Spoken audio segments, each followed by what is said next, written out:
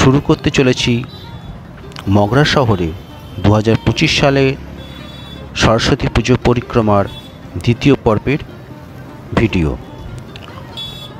আমি এখন চলে এসেছি আরও একটা খুব সুন্দর ক্লাবে, আর এখানেও দেখতে পাচ্ছি একটা খুব সুন্দর আলোকসজ্জার সমন্বয়ে ফুটিয়ে তোলা হয়েছিল এই পূজা প্যান্ডেলটা।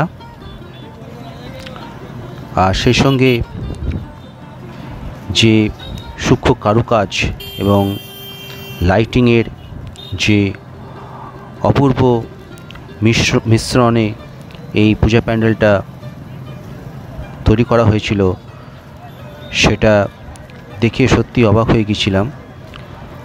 এটা অবশ্য নতুন কিছু নয়, প্রতি বছরই মগরা শহর তো বটেই, এমনকি আমাদের বর্ধমান শহরে যখন দুর্গাপুজো পরিক্রমা করি বা চন্দননগরে জগদ্ধাত্রী পুজো হয়ে থাকে, সে সমস্ত পুজোগুলোতে কিন্তু এরকম লাইটিংয়ের কাজ, বিভিন্ন সূক্ষ্ম কারুকার্যে ভরপুর পূজা মণ্ডপ দেখানো হয়। তো আমি গিয়েছিলাম 2025 সালে মগরা শহরে সরস্বতী পুজো পরিক্রমা করার উদ্দেশ্য নিয়ে। আর দেখতে পাচ্ছ এখন চলে এসেছি আরও একটা খুব সুন্দর ক্লাবে। তো চলো জেনে নিই যে এই সরস্বতী ঠাকুরের বা সরস্বতী দেবীর সম্পর্কে যে বাকি পৌরাণিক কাহিনীগুলো রয়েছে, তার কিছুটা আলোচনা আজকে এই পর্বে বা এই ভিডিওগুলো দেখাতে তোমাদের জানাবো। ভারতের কিছু অঞ্চলে যেমন বিন্ধ্য, ওড়িশা, পশ্চিমবঙ্গ এবং আসাম এবং সেই সাথে পূর্ব নেপালে সরস্বতী বিভিন্ন হিন্দু কিংবদন্তির মধ্যে একটি, যা দেবতা অর্থাৎ ব্রহ্মা, বিষ্ণু এবং শিব এবং দেবীদের অর্থাৎ সরস্বতী, লক্ষ্মী এবং পার্বতী হিন্দু ত্রিমূর্তি কীভাবে তৈরি হয়েছিল তা ব্যাখ্যা করার চেষ্টা করে। বিভিন্ন পুরাণ গ্রন্থে মহাসরস্বতীর বিকল্প কিংবদন্তি রয়েছে। মহাসরস্বতীকে অষ্টভুজা রূপে চিত্রিত করা হয়েছে এবং প্রায়শই একটি সাদা পদ্ম ফুলের উপর বসে বীণা ধারণ করা অবস্থায় চিত্রিত করা হয়েছে। এছাড়া মহাসরস্বতীর আরেকটি কিংবদন্তি অংশ হল নবশক্তি বা শক্তির 9টি রূপ, যথা ব্রাহ্মী, বৈষ্ণবী, মাহেশ্বরী, কৌমারী, বারাহী, নারসিংহী, ঐন্দ্রী, শিবদূতী এবং চামুণ্ডা। পূর্ব ভারতে শক্তিশালী এবং ভয়ঙ্করী দেবী হিসেবে সরস্বতী দেবী সম্মানিতা হয়ে থাকেন। এই অঞ্চলে নবরাত্রির বিশেষ গুরুত্ব রয়েছে। এদের শেষ পর্যন্ত একক মহান হিন্দু দেবীর দুর্গারূপ হিসেবে দেখা হয়। মহাসরস্বতী সেই 9 জনের মধ্যে একজন। তিব্বত এবং ভারতের কিছু অংশে নীলা সরস্বতীকে কখনো কখনো মহাবিদ্যা তারার রূপ হিসেবে বিবেচনা করা হয়। নীলা সরস্বতী প্রথাগত সরস্বতী থেকে খুব একটা পৃথক দেবী নন, যিনি তার জ্ঞান এবং সৃজনশীল শক্তিকে তান্ত্রিক সাহিত্যে ব্যবহার করেছিলেন। যদিও সরস্বতীর ঐতিহ্যগত রূপটি শান্ত, মমতাময়ী এবং শান্তিপূর্ণ, নীলা সরস্বতী হিন্দু ধর্মের কোনো মতে উগ্রদেবী অর্থাৎ রাগান্বিত, হিংসাত্মক ও ধ্বংসাত্মক প্রকাশ। সাধারণ সরস্বতী হল সৌম্য অর্থাৎ শান্ত, করুণাময়ী এবং উৎপাদনশীল প্রকাশ।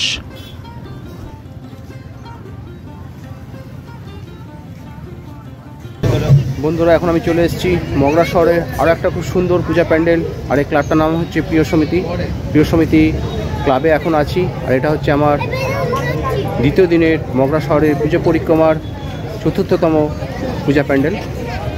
এসেছি মগরা শহরে সরস্বতী পুজো পরিক্রমা করবো বলে, আর সে উদ্দেশ্য নিয়ে বেরিয়ে পড়েছি। আর দেখছি, খুব আনন্দ করছি, মজা করছি, পূজা ফেস্টিভ্যালটা খুব এনজয় করছি। আর সেই সঙ্গে ঘুরে নিয়ে যাচ্ছি এই মগরা শহরে সমগ্র যত পূজা প্যান্ডেল আছে, যত পূজা প্যান্ডেল হয়েছে তার ডিটেলস ভিডিও রেকর্ড করে নিয়ে যাচ্ছি আমার লাইভ স্ট্রিমিং চ্যানেলে। কিছুদিনের মধ্যে নিয়ে আসবো এই মগরা শহরের সমস্ত পূজা প্যান্ডেলের ভিডিও, আর সেই উদ্দেশ্য নিয়ে বেরিয়েছি। আর এখন এই মুহূর্তে আছি প্রিয় সমিতি বলে একটা ক্লাবের সরস্বতী পূজা মণ্ডপে। বাড়ি থেকে দেখালাম পূজা প্যান্ডেলটা দেখতে সত্যি অপরূপ লাগছে। অপরূপ আলোকসজ্জা, শিল্পসজ্জা থেকে শুরু করে যে কারুকাজ সেটা ফুটিয়ে তোলা হয়েছে। এবং 2025 সালে এই সরস্বতী পূজায় দেখালাম বাইরে থেকে পূজা প্যান্ডেলটা কীরকম দেখতে লাগছে। ভেতরে যাচ্ছি, ভেতরে গিয়ে দেখি এই পূজা প্যান্ডেলটা ভেতর থেকে কেমন লাগে, আলোকসজ্জা কীরকম করছে, আর সেই সঙ্গে সরস্বতী প্রতিমাকে কীরকম লাগছে সেটা চলা ভেতরে গিয়ে দেখছি। আর সেই সঙ্গে জানাচ্ছি সরস্বতী পুজো উপলক্ষে সমস্ত দর্শকদের আমার চ্যানেলের পক্ষ থেকে প্রীতি শুভেচ্ছা এবং অভিনন্দন। পূর্বতান্ত্রিক সাহিত্যে নীলা সরস্বতীর 100টি নাম আছে। তন্ত্র অনুসারে তার উপাসনার জন্য পৃথক ধ্যান শ্লোক এবং মন্ত্র রয়েছে।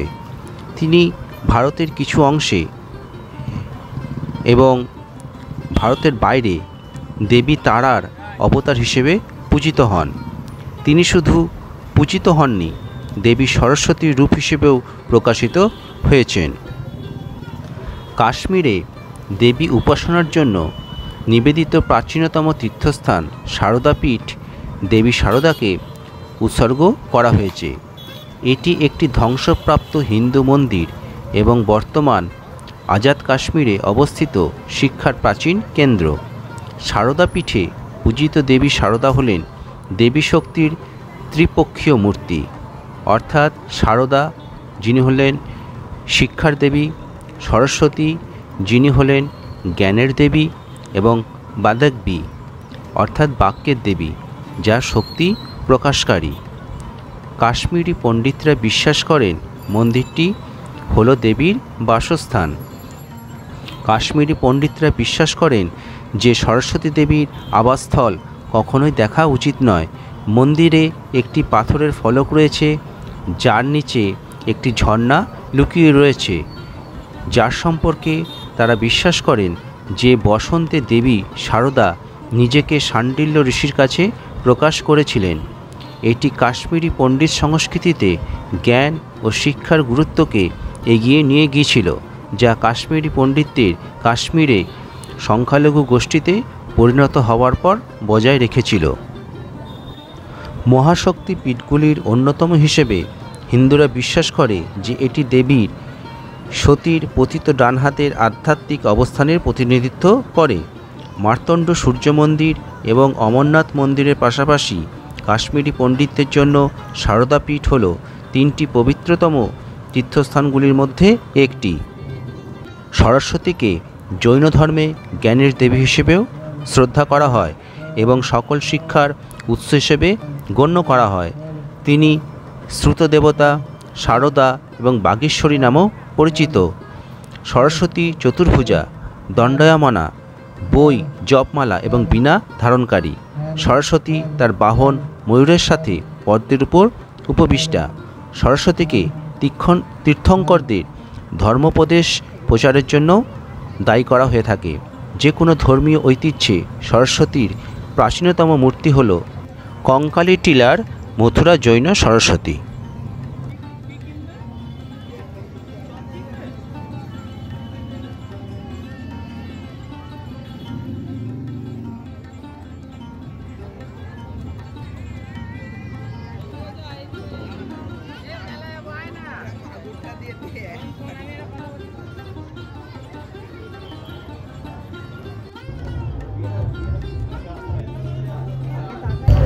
চলে এসেছি প্রিয় সমিতি পূজা প্যান্ডেলে একদম ভেতরে, আর সরস্বতী প্রতিমার সামনে দাঁড়িয়ে আছি।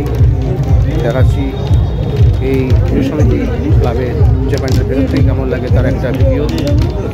ভেতরটা আরও সুন্দর করেছে, সরস্বতী প্রতিমাকে আরও সুন্দরভাবে এখানে উপস্থাপন করা হয়েছে। গত বছর এই ক্লাবটাতে আমি এসেছিলাম, এই ক্লাবে ভিডিও করে নিয়ে গেছিলাম। একটা দুর্দান্ত মানের পূজা প্যান্ডেল গত বছর করা হয়েছিল, এবছর তা ব্যতিক্রম হয়নি। দেখতে পাচ্ছি একটা খুব সুন্দর আলোকসজ্জা সমন্বিত পূজা প্যান্ডেল 2025 সালে মগরা শহরে প্রিয় সমিতি ক্লাবে। এখন আছি সেইখানে, ভেতরে ঢুকে গেছি। ভেতরে থেকে দেখালাম পূজা প্যান্ডেলটা কেমন লাগে তার একটা ভিডিও করলাম। এবার আমি চলে যাবো আমার পরবর্তী পূজা প্যান্ডেল। সুবর্ণ প্রভা সূত্রে সরস্বতীর অধ্যায়ে দেবীর 3টি প্রধান দিক তুলে ধরা হয়েছে। প্রথমত, এটি তাকে বাগ্মিতা এবং বক্তৃতার দেবী হিসেবে উপস্থাপন করে। তারপরে এটি তাকে একটি নিরাময় দেবী হিসেবে উপস্থাপন করে, যিনি একটি নিয়মের শিক্ষা দেন, যার মধ্যে একটি ঔষধি স্নান রয়েছে। অবশেষে এটি সরস্বতীকে সুরক্ষা এবং যুদ্ধের দেবী হিসেবে উপস্থাপন করে। লুডভিগ উল্লেখ করেছেন, সুবর্ণ প্রভাসূত্রের প্রথম সংস্করণ প্রকৃতপক্ষে শুধুমাত্র প্রথম চিত্রণকে অন্তর্ভুক্ত করে। প্রাথমিক চীনা বৌদ্ধ অনুবাদকরা তার নামটিকে মহান বাগ্মী দেবতা হিসেবে অনুবাদ করেছিলেন। সরস্বতীর সারদা রূপটি আবার সিংহবাহিনী।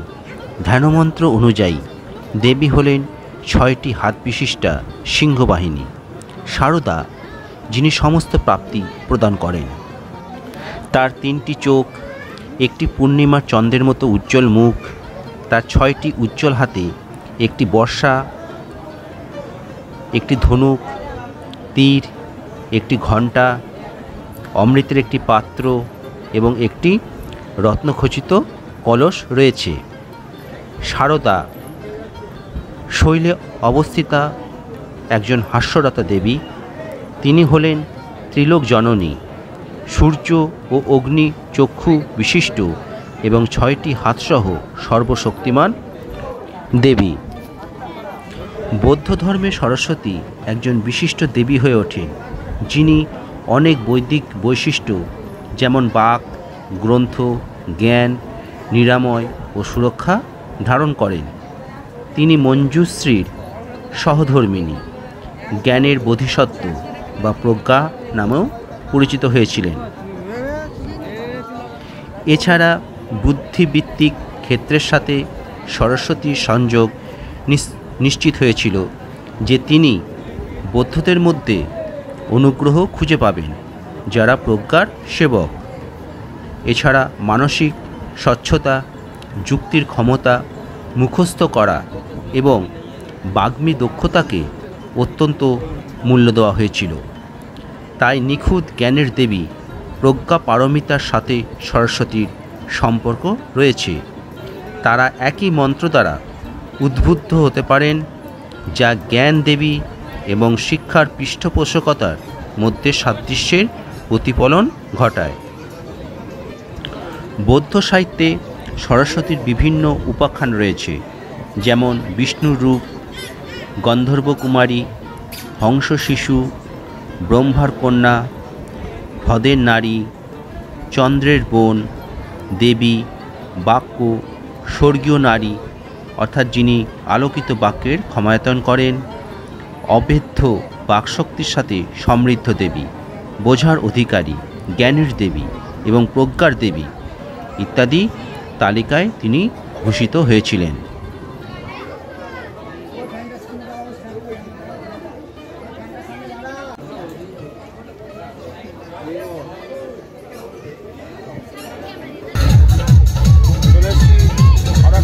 পূজা প্যান্ডেলে নোংরা শহরে এটা হচ্ছে আমার 7ম পূজা প্যান্ডেল।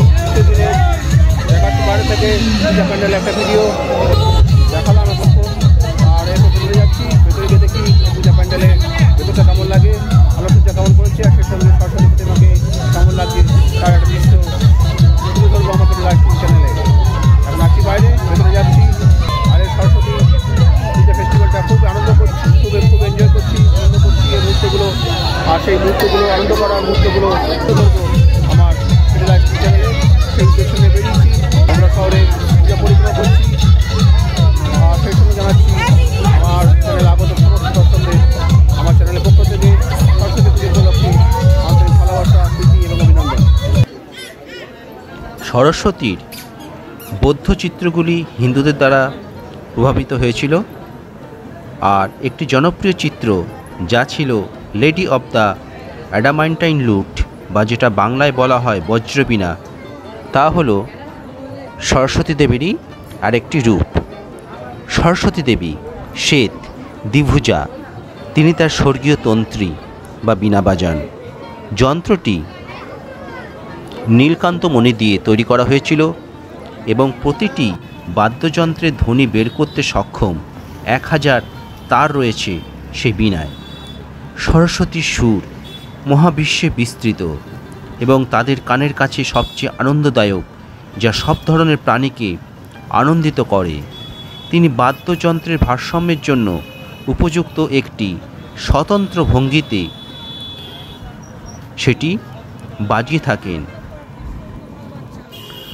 সুবর্ণপ্রভা সূত্রে সরস্বতী বাগ্মিতার সাথে ঘনিষ্ঠভাবে জড়িত ছিলেন, সেই সাথে স্মৃতি এবং জ্ঞানের সাথে ঘনিষ্ঠভাবে সংযুক্তও ছিলেন। বলা হয় সরস্বতী ভিক্ষুদের বৌদ্ধ সূত্রগুলি মুখস্থ করতে এবং তাদের নিয়ন্ত্রণ করতে সাহায্য করেছিলেন, যাতে তারা সেগুলি মুখস্থ করে পরে ভুলে না যান। সেই জন্য যাদের অসম্পূর্ণ পাণ্ডুলিপি আছে তাদের হারানো অক্ষর বা শব্দ ফিরে পেতেও তিনি সাহায্য করেছিলেন। স্মৃতিশক্তি বাড়াতে তিনি একটি ধরনী শেখান। ধরনী হলো একটি দীর্ঘ মন্ত্রের মতো আবৃত্তি। সুবর্ণপ্রভা দাবি করে যে সরস্বতী সমস্ত বৌদ্ধ শিক্ষা এবং দক্ষ উপায় বোঝার জন্য জ্ঞান প্রদান করতে পারেন, যাতে ব্যক্তি দ্রুত বুদ্ধত্ব লাভ করতে পারেন। সরস্বতী দেবী এরপর একটি আচার শিখিয়েছিলেন, যা রোগ, দুঃস্বপ্ন, যুদ্ধ, বিপর্যয় এবং সমস্ত ধরনের নেতিবাচক জিনিসগুলোর বিরুদ্ধে লড়াই করতে পারে। এর মধ্যে রয়েছে অসংখ্য ভেষজ দিয়ে স্নান করা, যা ধরণী মন্ত্রে প্রবিষ্ট করা হয়েছিল। এই অনুচ্ছেদে প্রাচীন মেটেরিয়া মেডিকা এবং ভেষজবিদ্যা সম্পর্কে অনেক তথ্য রয়েছে।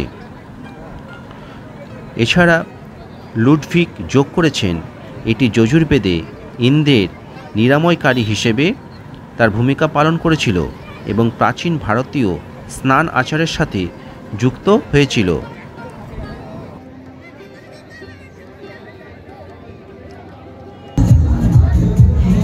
এখন একদম পূজা প্যান্ডেলের ভিতরে চলে এসেছি, দেখতে পাচ্ছ। আর সরস্বতী প্রতিমার সামনে দাঁড়িয়ে আছি। ছোট্টর উপর খুব সুন্দর পূজা প্যান্ডেল তৈরি করেছেন এখানে কলকাতারা। 2025 সালে সরস্বতী পুজো পরিক্রমা বেরিয়ে এখন আছি আমার দ্বিতীয় দিনের 7তম পূজা প্যান্ডেলে। এরপর আমি চলে যাব আমার পরবর্তী পূজা প্যান্ডেলে।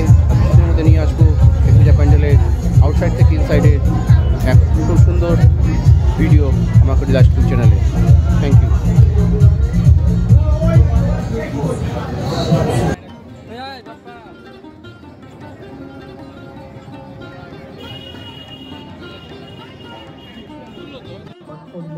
রজত জয়ন্তী বর্ষে মগরা কোলা অগ্রদূত সংঘের সরস্বতী বন্দনায় আপনাদের সবাইকে জানাই আন্তরিক আমন্ত্রণ।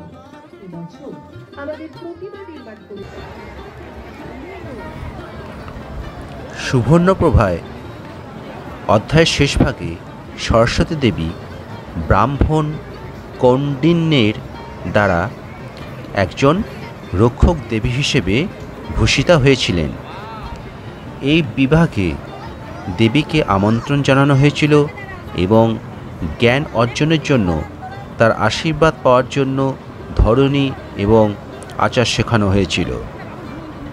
কৌণ্ডিন্যের প্রশংসার পরবর্তী অংশগুলিতে সরস্বতী দেবীকে অষ্টভুজা অস্ত্রধারী দেবী হিসেবে বর্ণনা করা হয়েছিল এবং সিংহের সাথে তার তুলনা করা হয়েছিল। পাঠ্যটিতে আরও বলা হয়েছিল যে যদি কেউ এই প্রশংসাগুলি পাঠ করে তাহলে সমস্ত আকাঙ্ক্ষা, সম্পদ এবং শস্য সহ মহৎ সাফল্য পাবে। কবিতাটি সরস্বতীকে বিশ্বের সার্বভৌমত্বের অধিকারী হিসেবে বর্ণনা করেছিল এবং এটাও বলেছিল যে তিনি যুদ্ধক্ষেত্রে যুদ্ধ করেন এবং সর্বদা বিজয়ী হন। স্তোত্রটি তখন সরস্বতীর যুদ্ধবাজ অষ্টবাহুসজ্জিত রূপ বর্ণনা করেছিল। তিনি প্রতিটি হাতে 8টি অস্ত্র যেমন ধনুক, তীর, তলোয়ার, বর্ষা, কুড়ুল, বজ্র, লৌহচক্র এবং পাশ ধারণ করেছিলেন। ইচিংয়ের অনুবাদে সরস্বতীর প্রতি কৌণ্ডন্যের স্তোত্রটি আর্যাস্তব থেকে নেওয়া হয়েছিল, যা হরিবংশে দেবী নিদ্রার উদ্দেশ্যে বিষ্ণুর দ্বারা উচ্চারিত একটি স্তোত্রে পাওয়া গিয়েছিল। যেহেতু সুবর্ণপ্রভা সূত্র প্রায়শই রাষ্ট্রের সুরক্ষার সাথে সম্পর্কিত, তাই এটি আশ্চর্যের কিছু নয় যে উগ্র অস্ত্রধারী দুর্গা, যাকে ব্যাপকভাবে শাসক এবং যোদ্ধাদের দ্বারা যুদ্ধে সাফল্যের জন্য উপাসনা করা হয়েছিল, সরস্বতী বৌদ্ধ ধর্মের রক্ষিকা হিসেবে চিহ্নিত হয়েছিল। বার্নার্ড ফাউর যুক্তি দেন যে যোদ্ধা সরস্বতীর আবির্ভাব এই সত্যের দ্বারা প্রভাবিত হতে পারে যে বাক্যের বৈদিক দেবী সরস্বতী ইতিমধ্যেই যুদ্ধের বৈশিষ্ট্যগুলো প্রদর্শন করেছেন। দেবতাদের শত্রু অসুররাও স্বীকার করেছিল যে পরবর্তী সূত্রগুলি তার ক্ষমতার সেই দিকটিকে বাদ দিয়েছে বা হ্রাস করেছে, কিন্তু এর অর্থ এই নয় যে ধর্মীয় অনুশীলনে এর গুরুত্ব হারিয়ে গেছে। এছাড়া পরবর্তী কিছু বৌদ্ধ উৎস যেমন সাধনমালায় সরস্বতীকে হিন্দু মূর্তিতত্ত্বের অনুরূপ প্রতীকী হিসেবে উপস্থাপন করা হয়েছিল। সাধনমালায় সরস্বতীর মহামন্ত্রটি হল ওং হ্রিং মহামায়াঙ্গে মহাসরস্বত্যই নমঃ। সাধনমালায় সরস্বতীর অন্যান্য রূপও চিত্রিত করা হয়েছিল, যার মধ্যে রয়েছে বজ্রবীণা সরস্বতী, অর্থাৎ মহাসরস্বতীর অনুরূপ ব্যতীত তিনি একটি বীণা বহন করেন। বজ্র সারদা সরস্বতী ত্রিনয়নী, একটি সাদা পদ্মের উপর অবস্থিত, তার মস্তক বালেন্দু বা অর্ধচন্দ্র দ্বারা সজ্জিত, তিনি পদ্ম এবং পুস্তক ধারণ করেন। বজ্র সরস্বতী ষড়ভুজা, তিনটি মাথার ধূসর কেশ উপরের দিকে উঠে গেছে, এবং আর্য সরস্বতী হল 16 বর্ষ বয়সী বা ষোড়শী, যিনি প্রজ্ঞাপ্রমিতা সূত্র এবং একটি পদ্ম বহন করেন। কারণ্ডপুচ্ছ সূত্র অনুসারে সদন্ত থেকে সরস্বতীর জন্ম হয়েছিল। পৃথ্বী, বিষ্ণু, স্কন্দ, বায়ু, চন্দ্র এবং বহিরাগত বজ্র বিভাগের পশ্চিম চতুর্থাংশের একজন দেবী হিসেবে সরস্বতীর উল্লেখ করা হয়েছে। অর্থাৎ এখানে সরস্বতীকে বীণা ধারণকারী দ্বিভুজা রূপে চিত্রিত করা হয়েছে এবং নারায়ণের সহধর্মিণী নারায়ণী ও স্কন্দের মধ্যে অবস্থিত একটি ময়ূরের উপর দেখানো হয়েছে। সরস্বতীকে প্রাথমিকভাবে স্ত্রী ছাড়া একক দেবী হিসেবে চিত্রিত করা হয়েছিল। প্রজ্ঞা মঞ্জুশ্রীর বোধিসত্ত্বের সাথে তার সম্পর্ক পরবর্তী তান্ত্রিক উৎস যেমন কৃষ্ণায়মারী তন্ত্র থেকে নেওয়া হয়েছিল, যেখানে তাকে লাল সরস্বতী নামে চিত্রিত করা হয়েছিল। এছাড়া সরস্বতীকে নেপালি বৌদ্ধ ধর্মেও পুজো করা হয়, যেখানে তিনি একজন দেবী, বিশেষ করে ছাত্রদের কাছে জনপ্রিয় দেবী। তিনি বসন্ত পঞ্চমী নামে একটি বার্ষিক উৎসবে উদযাপিত হন এবং শিশুরা প্রথমে সরস্বতী পূজার সময় বর্ণমালা শেখে। নেপালি বৌদ্ধ ধর্মে তার উপাসনা প্রায়শই মঞ্জুশ্রীর সাথে মিলিত হয় এবং মঞ্জুশ্রীর উপাসনার জন্য অনেক স্থানও স্বয়ম্ভু পাহাড়সহ সরস্বতীর উপাসনার জন্য ব্যবহৃত হয় এই নেপালে। সরস্বতীর পূজা ভারতীয় উপমহাদেশ থেকে বৌদ্ধ ধর্মের প্রসারের সাথে চীনে স্থানান্তরিত হয়েছিল, যেখানে তিনি ছিলেন চীনা ভাষায় বিয়ান চাইটিয়ান, অর্থাৎ বাংলায় যেটাকে বলা হয় বাকপটু দেবী। এছাড়াও তিনি সেখানে বিস্ময়কর শব্দের দেবী নামেও বিখ্যাত হয়েছিলেন। সরস্বতী দেবী সাধারণত 24 দেবতাদের, অর্থাৎ যে সমস্ত দেবতা হলো একদল প্রতিরক্ষামূলক দেবতা যারা বৌদ্ধ ধর্মের রক্ষক হিসেবে বিবেচিত হয়, সেই 24 দেবতাদের মধ্যে একজন দেবী ছিলেন, যিনি চীনা বৌদ্ধ মঠে স্থাপিত হয়েছিলেন। সরস্বতীর চৈনিক মূর্তিকল্প সুবর্ণপ্রভা সূত্রে তার বর্ণনার উপর ভিত্তি করে তৈরি করা হয়েছিল, যেখানে তাকে অষ্টভুজা তথা ধনুক, তীর, ছুরি, বল্লম, কুঠার, লৌহচক্র ও রজ্জু ধারণকারী হিসেবে চিত্রিত করা হয়েছিল। আরেকটি জনপ্রিয় বৌদ্ধ মূর্তিকল্পে তাকে উপবিষ্টা অবস্থায় পিপা বা চৈনিক তন্ত্রী বাজানোর মতো চিত্রিত করা হয়েছিল। সরস্বতীর ধারণা ভারত থেকে চীন হয়ে জাপানে স্থানান্তরিত হয়েছিল, যেখানে তিনি বেঞ্জাইটেন বা বাকপটুতার দেবী হিসেবে আবির্ভূত হয়েছিলেন। বেনজাইটেনের উপাসনা 6ষ্ঠ থেকে 8ম শতাব্দীর মধ্যে জাপানে এসেছিল। জাপানে সরস্বতী একটি বিওয়া বা ঐতিহ্যবাহী জাপানি তন্ত্রী বাদ্যযন্ত্র ধারণ করেন।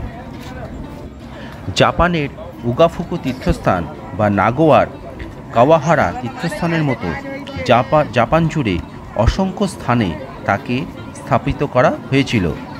তার সম্মানে জাপানের 3টি বৃহত্তম উপাসনালয় হল সাগামি উপসাগরের এনোশিমা দ্বীপ, বিওয়া হ্রদের চিকুবু দ্বীপ এবং শ্বেত অভ্যন্তরীণ সাগরের ইৎসুকুশিমা দ্বীপ। এছাড়া হিমালয় অঞ্চলের ইন্দো তিব্বতীয় বৌদ্ধ ধর্মে সরস্বতী হলেন ইয়াংচেং মা, অর্থাৎ যিনি 21টি তারার মধ্যে অন্যতম। তিনি মঞ্জুশ্রী সহধর্মিণী, জ্ঞানের বোধিসত্ত্ব হিসেবেও বিবেচিত হন সেখানে।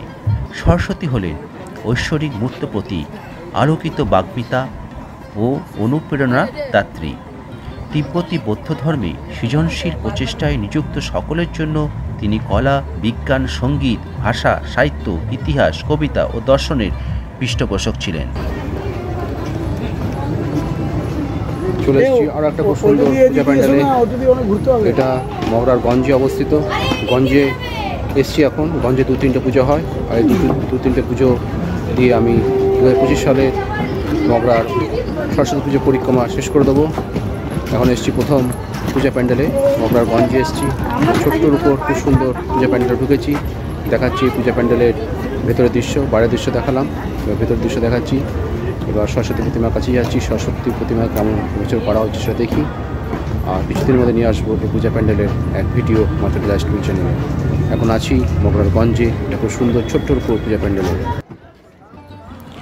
সরস্বতী তিব্বতী দেবতা প্যালডেল নামও বা বাংলা যেটাকে বলা হয় মহিমাময় দেবী এর সাথেও যুক্ত হয়েছিলেন, যিনি গেলুপ্পা ঐতিহ্যের একজন ভয়ানক রক্ষক দেবতা বা ম্যাগজার গ্যালমো বা বাংলা যেটাকে বলা হয় সেনাবাহিনীকে প্রতিহতকারী রানী এই নামেও পরিচিত ছিলেন। 1400 শতাব্দীর তিব্বতীয় সন্ন্যাসী যে সংখ্যাপার ইদাম, যিনি ছিলেন তিব্বতের প্রধান ব্যক্তিগত ধ্যান দেবতা, এই তিব্বতীয় সন্ন্যাসী সরস্বতী দেবীর জন্য একটি ভক্তিমূলক কবিতা রচনা করেছিলেন এই 1400 শতাব্দীতে। তাঁর বীজ উচ্চারণটি প্রায়শই হিং হয়। মহান তিব্বতী মহিলা লামা সেরা খান্ড্র দ্বারা প্রকাশিত একটি সাধনায় তার মন্ত্রটি এইভাবে উপস্থাপন করা হয়েছিল, আর সে মন্ত্রটি ছিল ওং হ্রিং দেবী প্রজ্ঞা বর্ধনী যে স্বাহা।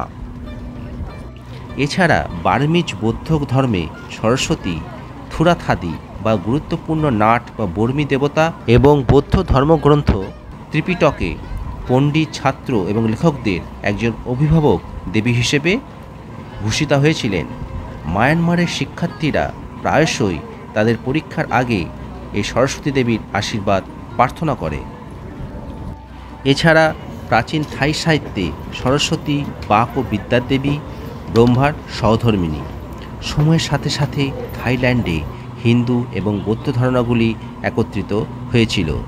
ভারতের অন্যান্য দেবতার সাথে সরস্বতীর মূর্তি পুরাতন থাই ওয়ার্ডগুলিতে পাওয়া গিয়েছিল। আর থাইল্যান্ডে সরস্বতী ও একটি ময়ূরের সঙ্গে একটি কবচও পাওয়া যায়। তো বন্ধুরা, এই ছিল কতগুলো গুরুত্বপূর্ণ তথ্য বা ইনফরমেশান আমাদের দেবী সরস্বতী দেবী সম্পর্কে। এই সরস্বতী দেবী শুধু ভারতবর্ষে নয়, শুধু পশ্চিমবঙ্গেই নয়, ভারতবর্ষের বাইরেও অনেক দেশে পূজিতা হন। এবং কোন কোন দেশে পূজিতা হন, কিভাবে পূজিতা হন, সেখানে কি কি নামে তিনি ভূষিতা হয়েছেন, সমস্ত কিছু ব্যাখ্যা করলাম আমার দ্বিতীয় পর্বের ভিডিওয়ে। আজকে আমরা জানলাম আমাদের পশ্চিমবঙ্গ রাজ্যসহ ভারতবর্ষের বিভিন্ন রাজ্যে এই সরস্বতী দেবী উপাসনা করা হয়ে থাকে, এবং ভারতবর্ষ ছাড়াও ভারতবর্ষের বাইরে চীন, জাপান, থাইল্যান্ড, মায়ানমার, নেপাল এই সমস্ত দেশেও কিন্তু আমরা সরস্বতী দেবীর পুজো হওয়ার ঘটনাগুলি জানতে পারলাম। আমরা এতদিন জানতাম না এই সমস্ত তথ্য বা ইনফরমেশান, আজ জানলাম।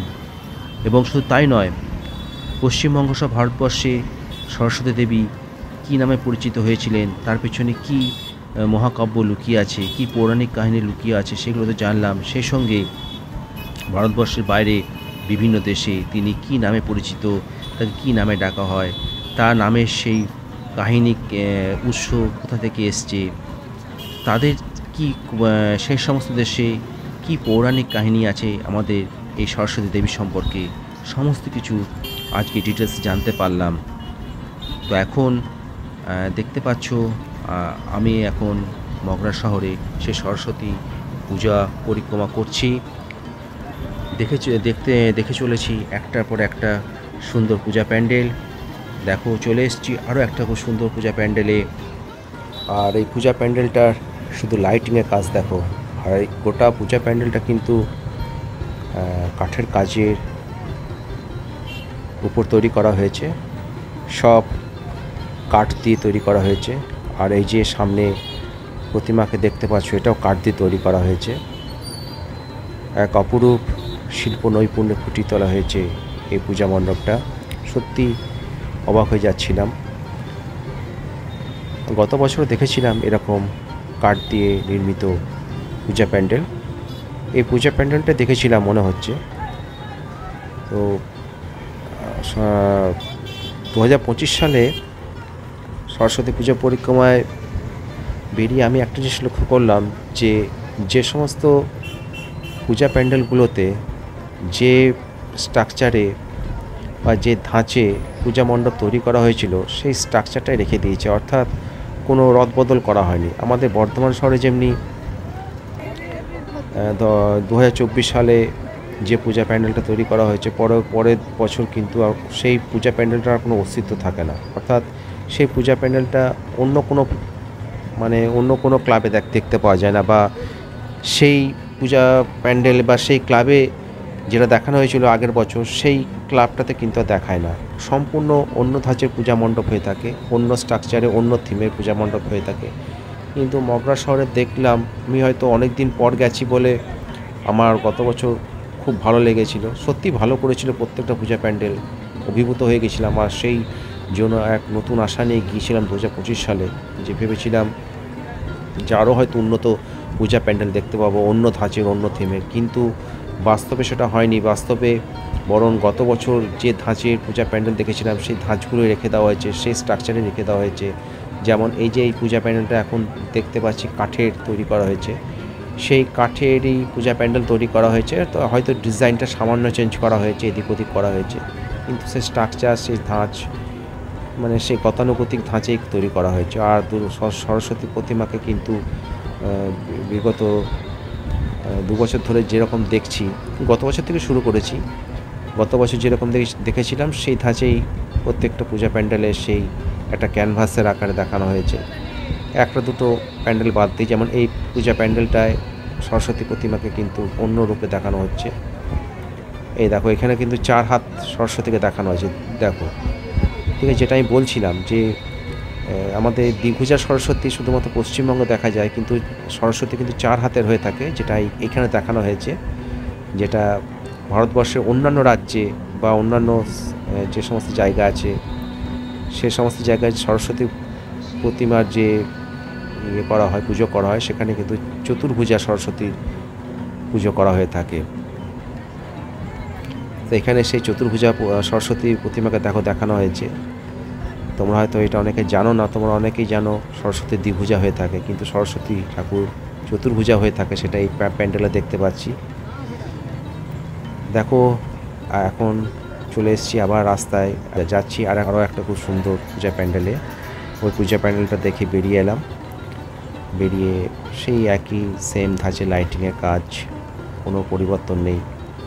যাই হোক, দেখতে ভালো লাগছে, বেশ একটা আনন্দমুখর পরিবেশে মধ্যে ছিলাম। একটা সত্যি মন ভালো করা পরিবেশের মধ্যে কয়েকটা দিন কাটিয়েছিলাম।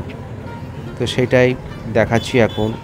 আর শুধু আলোর কাজ দেখেছি, আলোর যে সূক্ষ্ম কাজ, আলোর যে অপরূপ শিল্প নৈপুণ্য, আলোর যে চোখ ধাঁধানো আলোর ডিজাইন, সেটাই দেখো তুলে ধরা হয়েছে 2025 সালেও।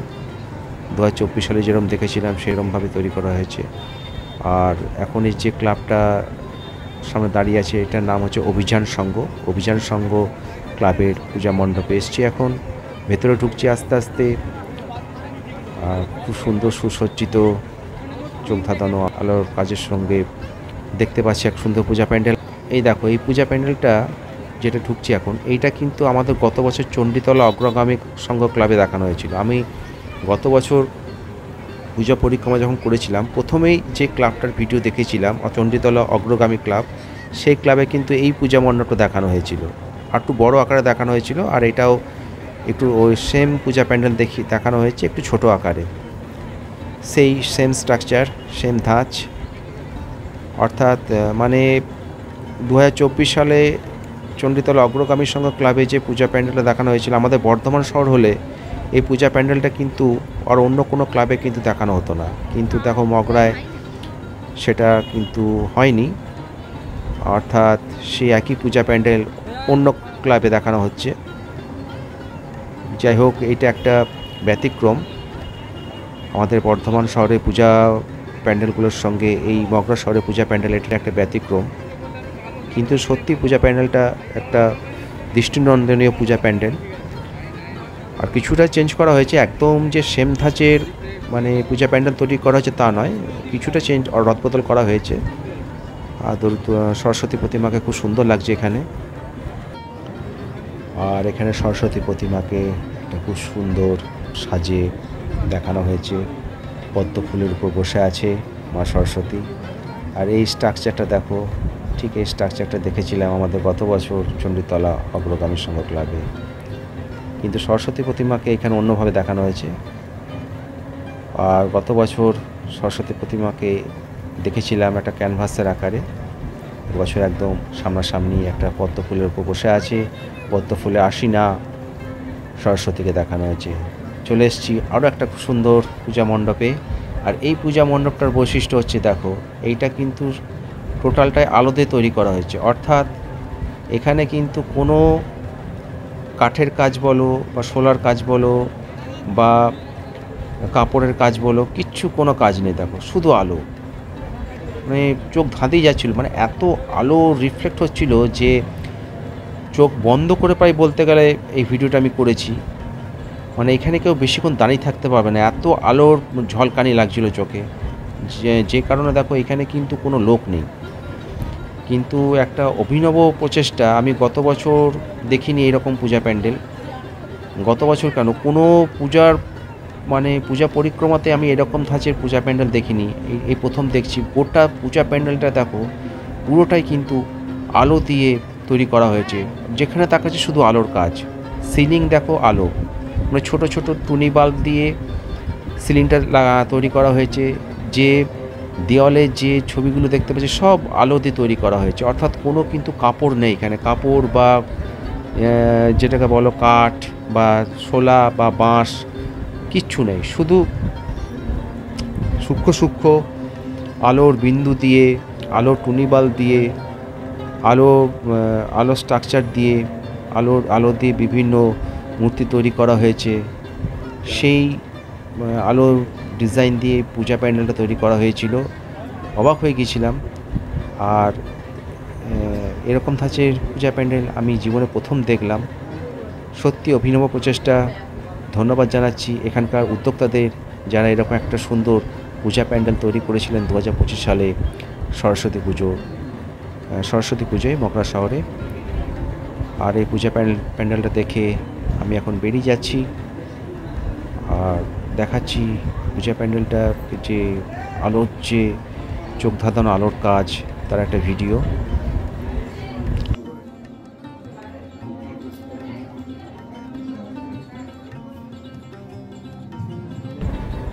ওই পূজা প্যান্ডেলটা দেখে বেরিয়ে এলাম।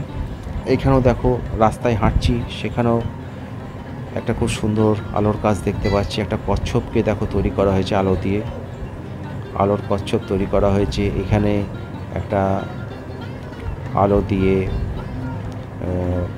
মাছ তৈরি করা হয়েছে। আর হেঁটে চলেছি রাস্তা দিয়ে, এবার যাচ্ছি সোনালী সংঘ ক্লাবে।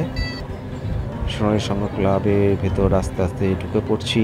এখানেও সেই আলোর কাজ, আলোর ডিজাইন, সুন্দর আলোকসজ্জা, সূক্ষ্ম কারুকাজ, সূক্ষ্ম ডিজাইন, সূক্ষ্ম থিম, বুদ্ধিদীপ্ত থিম, সমস্ত কিছু মিলিয়ে মিশিয়ে একটা খুব সুন্দর পূজা প্যান্ডেল দেখতে পাচ্ছি সোনালী সংঘ ক্লাবে। ঢুকে পড়েছি সেই ক্লাবের ভেতর। সামনে একজন অসুর দাঁড়িয়ে আছে, আর কিছু একটা বোঝাতে চাওয়া হয়েছে, থিমটা ঠিক বুঝতে পারছি না। চারপাশে খুব সুন্দর ছবি দেখানো হয়েছে, ছবি দেখতে পাচ্ছি। এখানে অসুর দাঁড়িয়ে আছে, পেছনে 2-3টে অসুর আছে,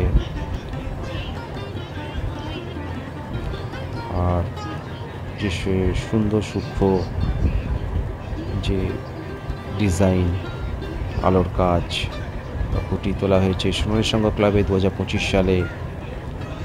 এখন আছি সে ক্লাবের বাইরে। এই দেখো সাইডে দেখানো হয়েছে বিভিন্ন আমাদের মনীষীদের ছবি থেকে শুরু করে আমাদের স্বাধীনতা যোদ্ধা যারা ছিলেন তাদের ছবি রয়েছে। এবার আস্তে আস্তে ভেতরে ঢুকছি। এই পূজা প্যান্ডেলটা আমি দেখেছিলাম গত বছর, এরকম ডিজাইনের, এরকম ধাঁচের, এরকম আলো স্ট্রাকচারে তৈরি করা হয়েছিল। তবে সামনে, মানে একদম সামনে যে দৃশ্যটা দেখতে পেলাম, সেখানে গত বছর দেখেছিলাম একটা মানুষ বসেছিল এবং সেটা যজ্ঞ করছিল, তা আগুন জ্বালিয়ে যজ্ঞ করছিল। এবার সেই মানুষকে দেখতে পেলাম না, সেই জায়গায় 2-3টে অসুর দাঁড়িয়ে আছে, অসুরের মূর্তি তৈরি করা হয়েছে। আর ভেতরে এই আলোর ডিজাইনটাই গত বছর রাখা হয়েছিল, এবছরও রাখা হয়েছে, কোনো পরিবর্তন করা হয়নি। কিন্তু ভেতরের যে মণ্ডপ সজ্জা, সত্যি অভিভূত হয়ে গেছিলাম দেখে। সূক্ষ্ম কারুকার্য, সূক্ষ্ম শিল্পকলা, যে শিল্প নৈপুণ্য, সমস্ত মিশিয়ে একটা খুব সুন্দর পূজা প্যান্ডেল তৈরি করা হয়েছিল 2025 সালে সোনালী সংঘ ক্লাবে। সেটাই এখন দেখাচ্ছি ভেতর থেকে। বাইরে থেকে দেখালাম পূজা প্যান্ডেলটা একটা ভিডিও, এখন ভেতরে চলে এসেছি, ভেতর থেকে দেখাচ্ছি পূজা প্যান্ডেলটা এক অপরূপ সৌন্দর্যে ভরা ভিডিও। এখানে কাপড় দিয়ে, মাটি দিয়ে বিভিন্ন মূর্তি তৈরি করা হয়েছে, আর সেই মূর্তিগুলোকে সুন্দরভাবে সাজিয়ে তোলা হয়েছে। সেই সঙ্গে এইদিকে দেখতে পাচ্ছি আরও 3-4টে মূর্তি রাখা হয়েছে। সামনে রয়েছে বই, বিদ্যার দেবী সরস্বতী, সেই বইকে বিদ্যার সঙ্গে তুলনা করা হয়েছে। আর তার সামনে কতগুলো মূর্তি দাঁড়িয়ে বীণা বাজাচ্ছে, অর্থাৎ মা সরস্বতীর যে যন্ত্র বীণা বাজাচ্ছে তারা।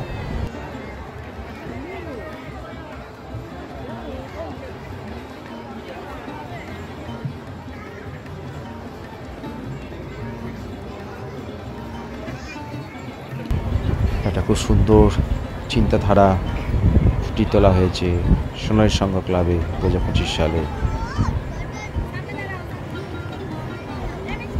এখানে সরস্বতী প্রতিমাকে দেখতে পাচ্ছি। এবার মাথার উপর বেতের বা পাটের কিছু ঝুলছে, দেখতে সত্যি খুব ভালো লাগছিল। আর এখানে মা সরস্বতীকে একটা খুব নিখুঁতভাবে প্রতিস্থাপন করা হয়েছে। এতে বীণা বাজানো অবস্থায় পায়ে রাজহাঁস দাঁড়িয়ে আছে, আর সুন্দর ভূষণে সজ্জিতা সরস্বতীকে দেখানো হয়েছে। সত্যি অপরূপ লাগছিল। সেই সঙ্গে মাথার উপর যে সূক্ষ্ম কারুকাজ, সূক্ষ্ম শিল্প নৈপুণ্যের যে কাজ, সেটা ফুটিয়ে তোলা হয়েছে।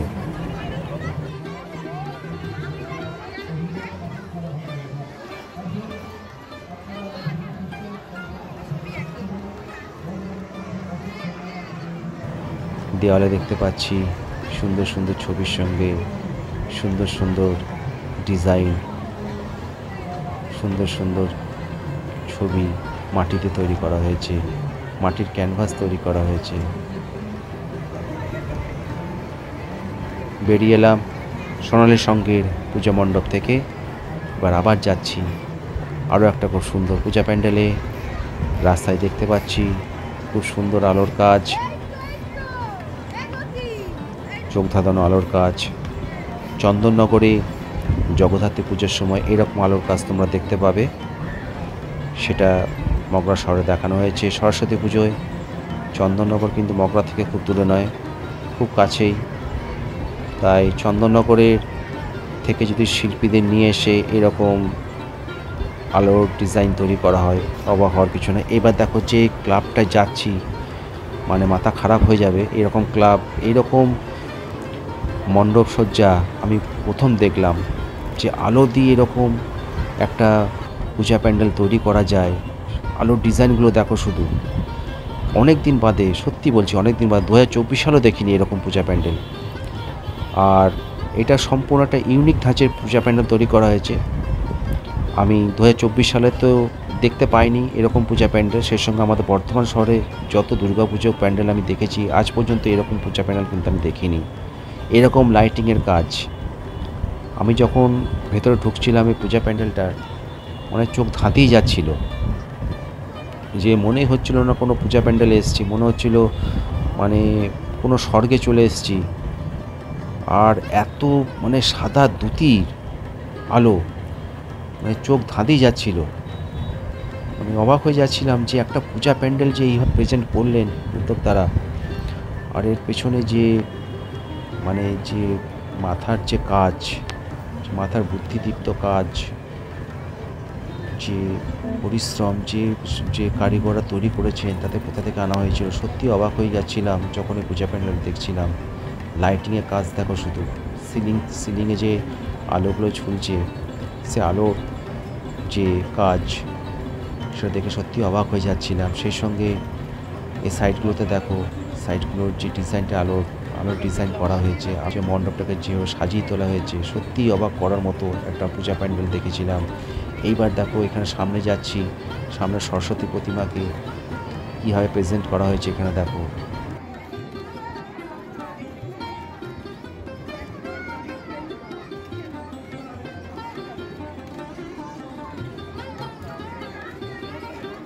বেশ কয়েকজন দেবদেবীর সঙ্গে মা সরস্বতী দাঁড়িয়ে আছেন বীণারত অবস্থায়, বীণা হাতে দাঁড়িয়ে আছেন। আর এই দিক থেকে দেখো দেখাচ্ছি যে লাইটিংয়ের কাজ, আলোর যে ডিজাইন তৈরি করা হয়েছিল ক্লাবটায়, তার একটা ভিডিও। কি সুন্দর লাগছিল বলে বোঝাতে পারবো না। অনেক দিন বাদে, সত্যি অনেক দিন বাদে এত সুন্দর একটা পূজা প্যান্ডেল দেখলাম 2025 সালে মগরা শহরে। ঝাড়বাতিগুলোকে দেখো, কি সুন্দর ছোট ছোট ঝাড়বাতি ঝুলছে সিলিং থেকে।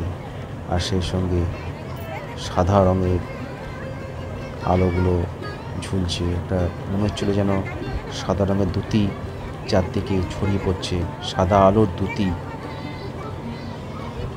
বা সাদা আলোর একটা রশ্মির ছটা যেটাকে বলা হয়, সেটা চারদিকে ছড়িয়ে পড়ছে। সত্যি অবাক করার মতো একটা পূজা প্যান্ডেল দেখেছিলাম, সেটাই এখন দেখাচ্ছি আমার চ্যানেলে। আর এদিকে দেখো কি সুন্দর মানে কারুকার্য ফুটিয়ে তোলা হয়েছে ডিজাইন দিয়ে, সুন্দর সুন্দর ডিজাইনের বিভিন্ন জিনিস দিয়ে খুব সুন্দর ডিজাইন তৈরি করে, সুন্দর আকৃতি দিয়ে পূজা প্যান্ডেলের একটা নিখুঁত সৌন্দর্য ফুটিয়ে তোলা হয়েছে।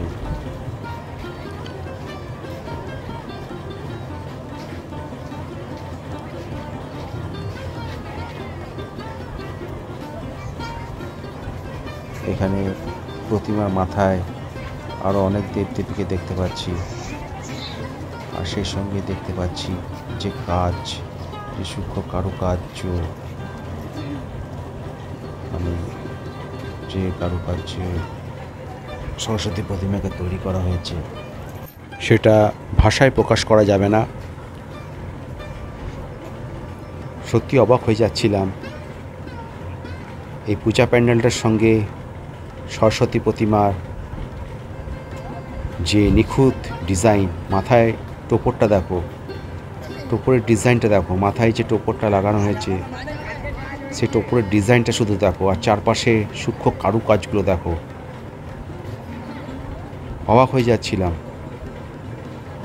মা সরস্বতী যে ভূষণে সজ্জিত হয়ে আছে সেই ভূষণটা দেখো, মা সরস্বতী সেই ভূষণের ডিজাইনগুলো দেখো। একটা পূজা প্যান্ডেলে সরস্বতী প্রতিমাকে যে এত সুন্দরভাবে সুন্দর ভূষণে সজ্জিত অবস্থায় প্রতিস্থাপন করা যায় সেটা নিজের চোখে না দেখলে হয়তো বিশ্বাসই হতো না। এই যে মা সরস্বতী মাথার মুকুটের যে কাজটা আমি দেখাচ্ছি, এখন আস্তে আস্তে দেখাচ্ছি, ভালো করে লক্ষ্য করে দেখো। এই ডিজাইনটা তৈরি করতে কত সময় লেগেছে, কত দক্ষ কারিগর দরকার এরকম একটা সুন্দর মুকুট তৈরি করতে, বা এরকম মা সরস্বতীর যে ভূষণ। আরে জানি না এটা মাটিতে তৈরি করা হয়েছে নাকি মাটির উপর ভূষণটা আলাদাভাবে তৈরি করে বসানো হয়েছে। যেভাবে হোক না কেন এইটা তৈরি করতে সত্যি দক্ষতা দরকার, দক্ষ কারিগর দরকার, বুদ্ধির দরকার, সেই সঙ্গে সূক্ষ্ম শিল্প নৈপুণ্যের জ্ঞান থাকা দরকার। যারা করেছেন তাদেরকে আবার ধন্যবাদ জানাচ্ছি। একটা অবিশ্বাস্য রকমের পূজা প্যান্ডেল দেখলাম 2025 সালে মগরা শহরে এই ক্লাবটাতে, যেটা আমার দেখা মগরা শহরে সর্বশ্রেষ্ঠ পূজা প্যান্ডেল। এবার এই পূজা প্যান্ডেলটা দেখে আমি বেরিয়ে যাচ্ছি, চলে এসেছি আরও একটা খুব সুন্দর পূজা প্যান্ডেলে। এই সব কটা পূজা প্যান্ডেল যেগুলো আমি এখন দেখাচ্ছি সেগুলো সব মগরার গঞ্জে তৈরি করা হয়েছিল। একটার পর একটা দেখাচ্ছি পূজা প্যান্ডেল মগরা শহরে গঞ্জে অবস্থিত সমস্ত পূজা প্যান্ডেলগুলো, তার ভিডিও দেখাচ্ছি। চলে এসেছি মগরা গঞ্জে আরও একটা খুব সুন্দর পূজা প্যান্ডেলে। ভেতরে ঢুকছি, এখানেও সেই লাইটিংয়ের কাজ, অবাক হয়ে যাওয়া শিল্প নৈপুণ্যের সূক্ষ্ম কারুকার্যে ফুটিয়ে তোলা হয়েছে এই পূজা প্যান্ডেলটা। এখানে মা সরস্বতীর মাথার উপর একটা আলোর ছটা দেখতে পাচ্ছি। দূর থেকে মনে হচ্ছে যেন মা সরস্বতীর মাথায় আলোর কিছু লাগানো আছে, আলোর বাল্ব লাগানো আছে। সেটা দিয়ে একটা সাদা ধুতি, সাদা রশ্মি ছড়িয়ে পড়ছিল। মনে হচ্ছিল সত্যিকারের মা সরস্বতী বীণা হাতে বসে আছে, আর মা সরস্বতী মাথা দিয়ে দেবীর যে ধুতি সেটা ঠিকরে বেরিয়ে আসছে। সত্যি অবাক লাগছিল, অবাক হয়ে যাচ্ছিলাম এই পূজা প্যান্ডেলটা ঢুকে। ছোট্টর উপর পূজা প্যান্ডেল, কিন্তু সূক্ষ্ম কারুকার্যে সূক্ষ্ম শিল্প নৈপুণ্যে ভরপুর একটা পূজা প্যান্ডেল। এখন আছি সে পূজা প্যান্ডেলের ভেতর। আর এই পূজা প্যান্ডেলটায় আমি যখন গিয়েছিলাম তখন রাত অনেক হয়ে গিয়েছিলো, প্রায় 2টো বেজে গিয়েছিল। যার জন্য দেখো এই পূজা প্যান্ডেলে কিন্তু কোনো লোক নেই, ফাঁকা হয়ে গিয়েছিলো সব। আমার যেহেতু আমি পরদিন চলে আসার কথা ছিল, আমি পরদিন চলে আসবো, সেহেতু আমি যতটা পেরেছিলাম রাত জেগে পূজা প্যান্ডেলগুলো কভার করার চেষ্টা করছিলাম। আর বেশি পূজা প্যান্ডেল নেই, আর একটা কি দুটো আছে। এই পূজা প্যান্ডেলটা দেখে বেরিয়ে যাচ্ছি। আর খুব সম্ভবত একটা কি দুটো পূজা প্যান্ডেল আমি দেখেছিলাম। এরপর চলে এসেছি মগরার গঞ্জে রাস্তার উপর আরও একটা খুব সুন্দর পূজা প্যান্ডেলে। এখানেও সেই সুন্দর লাইটিংয়ের কাজ, একটা আলোর লেজার শো দেখেছিলাম এই পূজা প্যান্ডেলে। বিভিন্ন রকমের আলো দিয়ে পূজা প্যান্ডেলটা তার রং বদল করছিল, আর বিভিন্ন রঙে পূজা প্যান্ডেলটা বিভিন্ন সময় তার রূপ চেঞ্জ করছিল। আর যখন এই পূজা প্যান্ডেলটায় গিয়েছিলাম তখন গভীর রাত হয়ে গিয়েছিল। আর এই পূজা প্যান্ডেলটা দূর থেকে সত্যি ভালো লাগছিল, যেহেতু এখানে একটা লেজার আলোর ব্যবস্থা করা হয়েছিল। আর সেই লেজার আলোটা যখন বিভিন্ন রঙে পরিবর্তিত হচ্ছিল, সেই সঙ্গে এই পূজা প্যান্ডেলটারও কালারটা চেঞ্জ হচ্ছিল। সত্যি ভালো লাগছিল পূজা প্যান্ডেলটা দেখে। এবার আস্তে আস্তে ঢুকছি সেই পূজা প্যান্ডেলের ভেতর। দেখো এখানেও দেখতে পাচ্ছি একটা খুব সুন্দর ক্যানভাসের মধ্যে মা সরস্বতীকে দেখানো হয়েছে, যেটা বেশিরভাগ পূজা প্যান্ডেলে আমরা দেখেছি। মগরা শহরে বেশিরভাগ পূজা প্যান্ডেলে কিন্তু ক্যানভাসে সরস্বতী প্রতিমা দেখানো হয়ে থাকে। এখানে সেই ক্যানভাসের মধ্যে যেটা বাংলায় বলে পটে আঁকা ছবি বলে না, সেই পটে আঁকা ছবি বা পটে আঁকা যে মূর্তি বা ইংরেজিতে বলা হয় ক্যানভাস, সেই ক্যানভাসের মধ্যে মা সরস্বতীকে দেখানো হয়েছে। আর চারপাশে সুন্দর সুন্দর মাটি দিয়ে ক্যানভাসের মূর্তি তৈরি করা হয়েছে।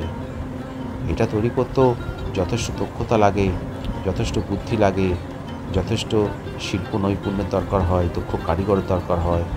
আমরা খালি চোখে হয়তো বুঝতে পারি না, পূজা প্যান্ডেলগুলো দেখে এক ঝলক দেখে চলে আসি, চিন্তা করি না। কিন্তু সত্যি প্রত্যেকটা পূজা প্যান্ডেলের পেছনেই তারা যে চিন্তাধারায় পূজা প্যান্ডেলগুলো তৈরি করে, তার পেছনে যে পরিশ্রম লুকিয়ে থাকে, সেগুলো আমরা হয়তো চিন্তা করে দেখি না। একটা মূর্তি তৈরি করতে মানুষের কত সময় বেরিয়ে যায়, কত পরিশ্রম লাগে, কত দক্ষতার দরকার হয়।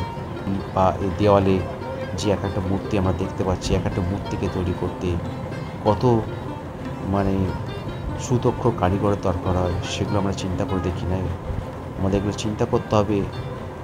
যারা এই সুন্দর পূজা প্যান্ডেল তৈরি করে আমাদের মুখে হাসি ফুটিয়েছে, তাদেরকে আবার আমার তরফ থেকে, আমার চ্যানেলের পক্ষ থেকে অসংখ্য ধন্যবাদ জ্ঞাপন করছি। আর 2025 সালে সরস্বতী পুজো পরিক্রমায় আমার এই ভিডিও যারা দেখছেন, সে সমস্ত আগত দর্শকদের আমার চ্যানেল পক্ষ থেকে আন্তরিক অভিনন্দন জানাচ্ছি। আর এই পূজা প্যান্ডেলটা একদম রাস্তার উপর অবস্থিত ছিল, তাই আমি প্রথমে যখন ঠিক করেছিলাম যে চলে আসবো, আমি বাড়ি ফিরছিলাম। বাড়ি ফিরতে ফিরতে আমি রাস্তার উপরে পূজা প্যান্ডেল দেখেছিলাম, আর তার একটা ছোট্ট ভিডিও করে নিয়েছিলাম। এখন সেটাই দেখাচ্ছি।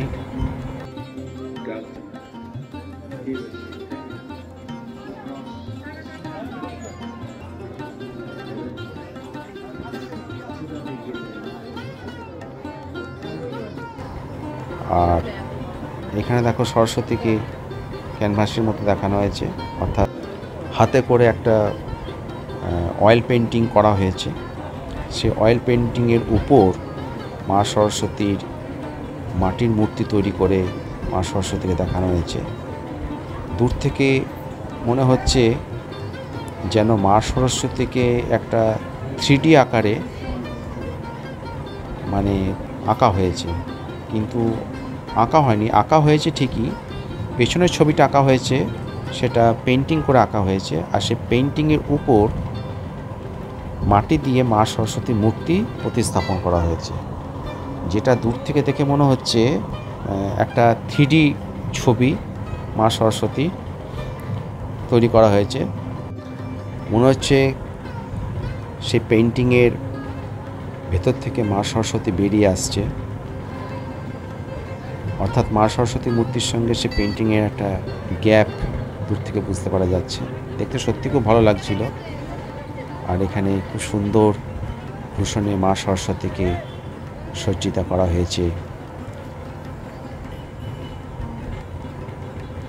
সুন্দর অলঙ্কারে, সুন্দর ভূষণে সুসজ্জিতা মা সরস্বতীর প্রতিমা দেখানো হয়েছিল। তারই ভিডিও দেখাচ্ছি। এখন আছি মগরা শহরের গঞ্জে অবস্থিত 2025 সালের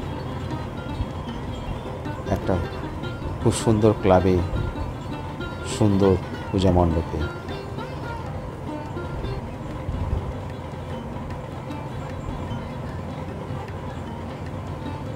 আর এই পূজা প্যান্ডেলটার ভিডিও দিয়ে আমি 2025 সালের মগরা শহরে সমস্ত সরস্বতী পুজো পরিক্রমা এখানে সমাপ্ত করলাম। সবাই ভালো থাকবেন, সুস্থ থাকবেন। আসছে বছর আবার হবে, আমি আসছে বছর আবার যাব মগরা শহরে আর দেখাবো আপনাদের মগরা শহরের সরস্বতী পুজো পরিক্রমা 2026 সালে। ধন্যবাদ।